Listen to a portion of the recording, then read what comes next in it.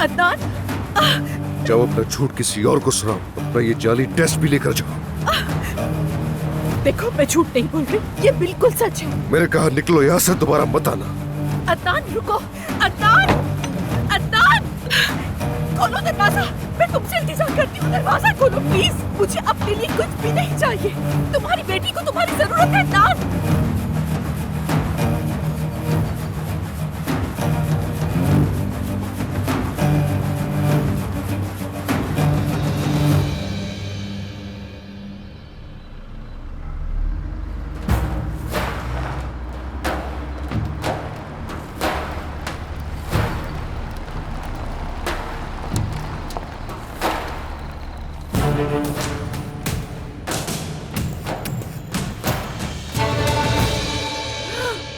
अजमत साहिबा, आपके हाथ से खून बह रहा है। फिक्र मत करो, दोहा दानिया थी क्या?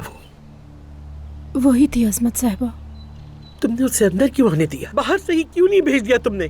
मैं उसे अंदर नहीं लाना चाहती थी, लेकिन अब्बास साहब ने कहा कि उसे अंदर आने दो।